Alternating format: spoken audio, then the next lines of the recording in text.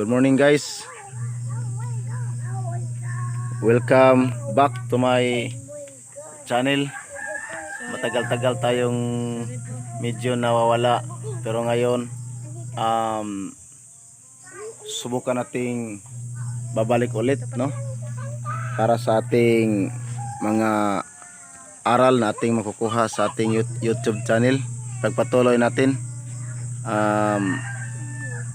Ngayon ipapakita ko sa inyo ang kagandahan ng ating mga pagsisipag sa ating bahay, na magkaroon tayo ng maliit na backyard garden na mapagkukunan natin kahit papano sa ating ulam. Ngayon papakita ko sa inyo ito ang ating string beans or batong sa Bisaya.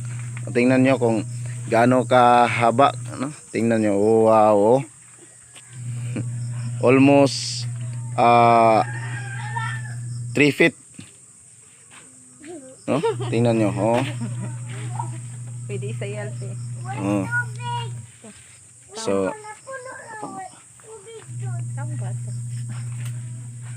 kahit papano nakakatulong ito sa atin. Kaya mas maganda na magkaroon tayo ng mumunting garden sa ating bakuran. Ito blue turnip. Ito ang ginagamit ng aking mga magulang bilang pang ano nila. Kumbaga instead na kape ang gagamitin, ito nang ginagamit nila tuwing umaga. Ilagay nila sa mainit na tubig, tapos within 15 minutes inumin nila.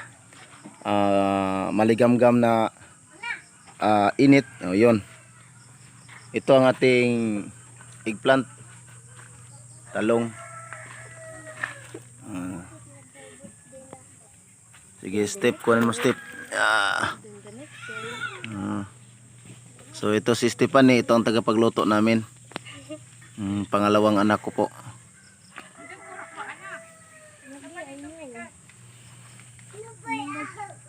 Ito talinom. Baka mayroon sa inyo na hindi nakakilala. Talinom ang tawag namin dito. Iwan ko kung anong tawag sa inyo nito. Talinom. Sibuyas, dahonan. Meron pa ba, Step? Meron pa doon sa kabila. Ito, papaya natin, tingnan nyo. Wow, di ba? Ang ganda. Hindi mo naman ito hinawakan araw-araw, no? Sa pagtanim, tapos na. Ayun, alagaan mo na lang. Kunti-kunting pag-aalaga. Ngayon, meron na. Ito, tingnan nyo ang aming mumunting strawberry. Hindi pa namumunga, pero sa susunod na araw magbigay na tong ng bunga. Ito ang kamatis, di ba? Kasi simula lang sa pagbigay ng production. Kasi simula lang.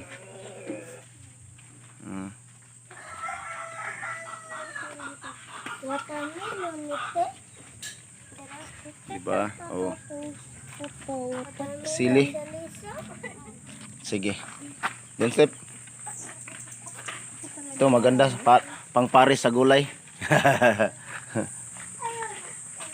Ito ang mga sibuyas natin, mataba masyado. Tingnan niyo. Nilagyan namin ng net kasi may mga manok, no? Mahilig pa naman itong mga manok sa sibuyas. Akalain mo paglagyan natin ng sibuyas ang manok pag luto natin, pero masarap rin pala sa kanilang sibuyas kung silang kakain. Ito pa, tigdagan mo. Hawakan mo, Leia. Ito si Leia. Pang apat na anak ko. Dito si Charles. Si Charles pang-anim. Pang-anim na anak ko. Ito Charles. Si hi Charles. Hi. Sabihin mo hi. Sige, go.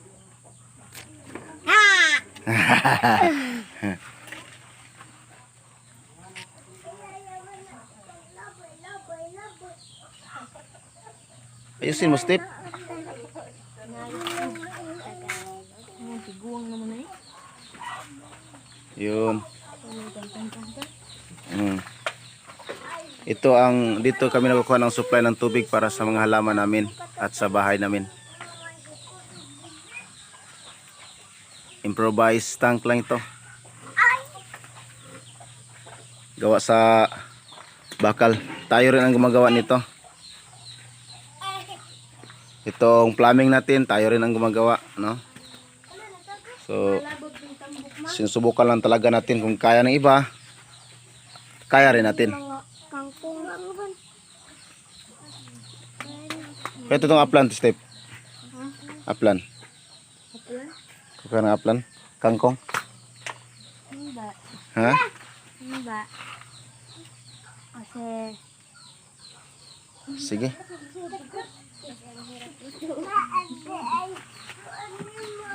usod ko mapudsiyo. Ito ang Migas ha, migas. pangwalong anak ko.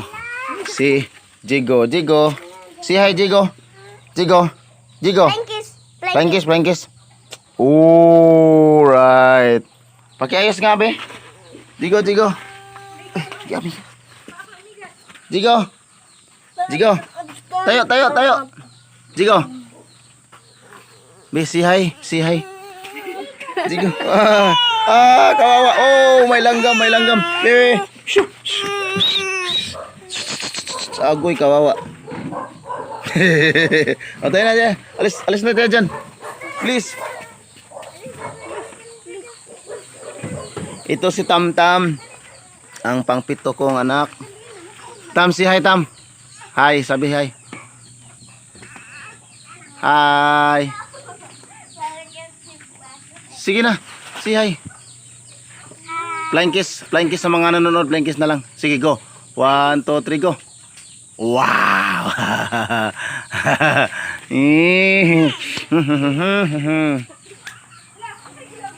Si Angela. Ito si Angela, pamangkin ko.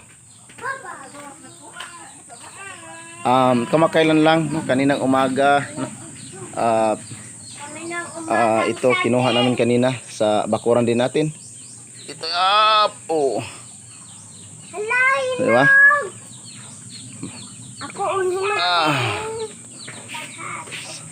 Pag magtiyaga talaga, hindi lang natin mamalayan, may maani na tayo, no? At kung walang panghalo sa gulay natin, kung sumang-ayon ang si boss na kukuha tayo ng kahit isa dyan at i-ano natin sa ating gulay, no? Mas maganda. Pero ngayon pinadami pa natin ito, no? Marami kasi pupunta dito at bibili ng mga native chicken.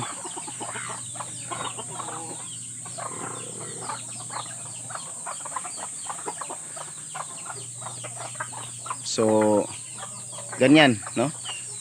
Kahit papano may mailaga tayo sa atin. Magtiyaga lang tayo sa bahay, magtiyaga lang tayo sa paligid natin. Maya o ilang buwan may makakain na tayo. Ito pala si Jum, ang panganay ko. Jum! Hey. Panganay ko, siyang tagapag-alaga ng mga manok. Baboy, mabait yan, no?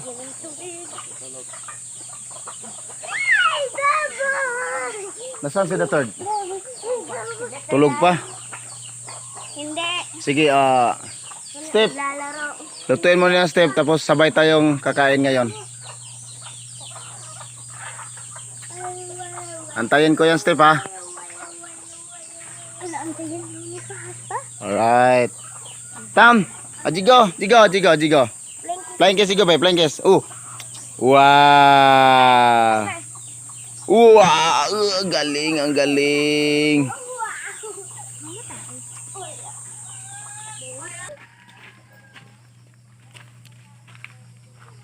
Ito pa, papaya, no? Papaya. Kapayas pa, oy. Ha? Nanata kapayas. Nanatay kapayas, no? Mm. Sili. Sili.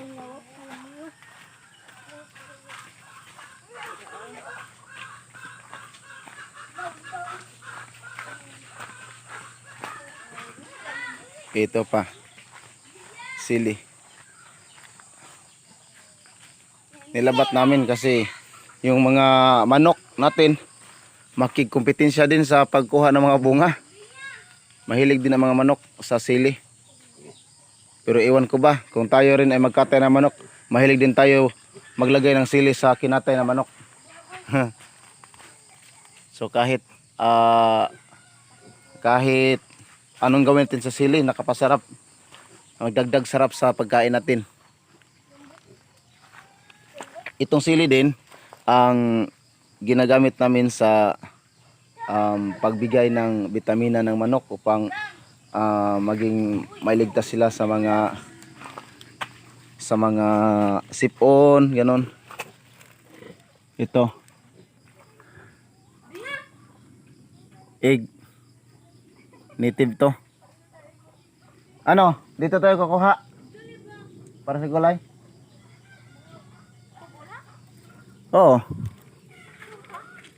Or doon na lang sa ano. Sa aliing talaga. May mga manok tayong ito, nangingitlog, no? Tingnan nyo, ang daming itlog. Grabe, sobra-sobra. No? Hindi nagkasya sa kanya. Tapos sa kabila, meron din.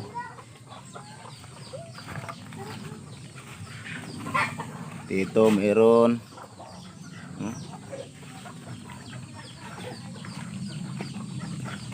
So, kuha tayo ng itlog para ihalo natin sa gulay natin. Lahat dito na natin kukunin sa paligid natin. Ganyan talaga ang dapat natin gawin, no? Para hindi tayo gastos ng gastos. Kumbaga kung kinakailangan hindi na tayo bibili, hindi na tayo bibili. Kasi nandito na sa ating bakuran lahat. Ito ang liing natin. Konti na lang hindi pa dumating yung iba.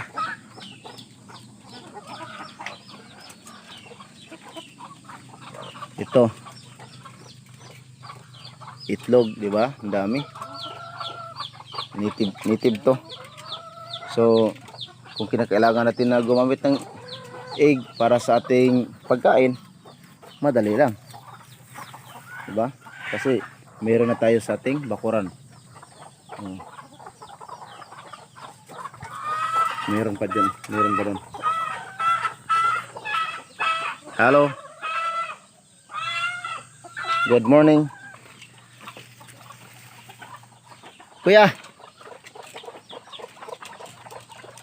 Tubig dito.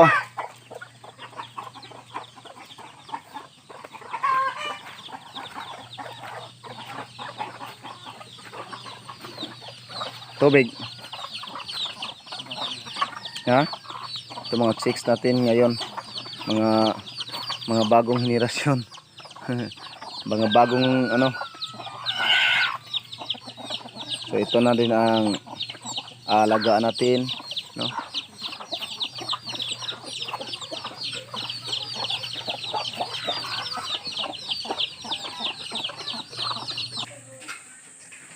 Ito ang abot ng ating tanaman. No, takangkong, string beans, talong, or eggplant, itlog, no, sa atin din to. So iluluto natin to. Sili.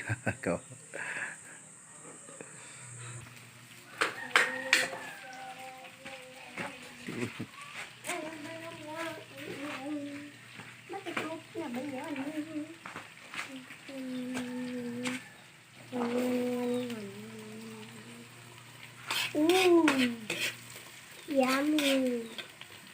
Anong oras yung pagluluto yan, si Tip? Bahala na ang chip cook niyan. Importante maluluto.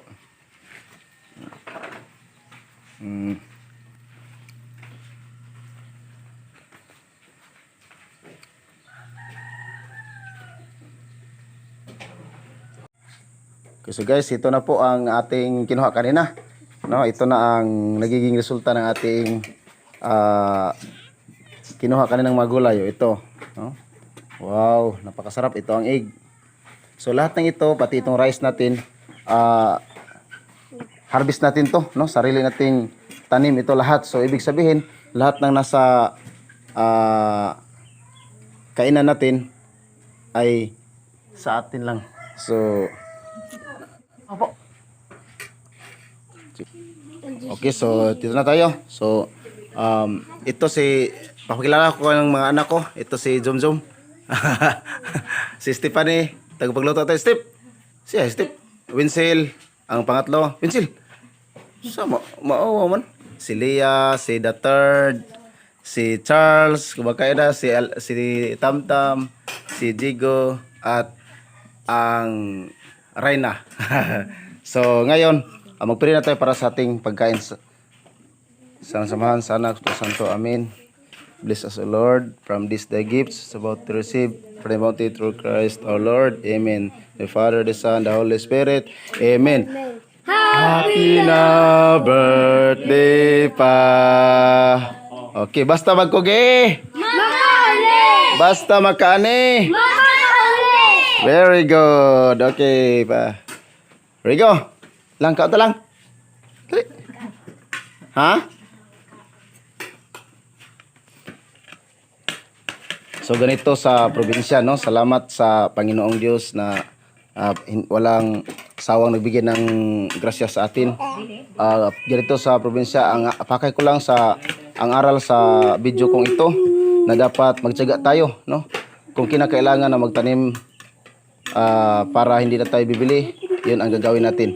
So katulad ng kinain namin ngayon, sa amin lang 'to nakukuha. So walang binibili.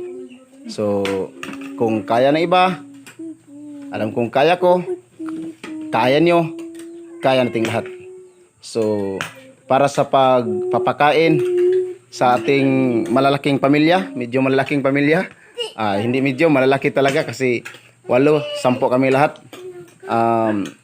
Ganito ang paraan upang masolusyonan ang mahal ng mga bilihin. Magtanim tayo ng sarili natin upang maihain tayo sa ating malaking pamilya. Subabayan niyo po ako. May susunod pa mga video. Maraming salamat po.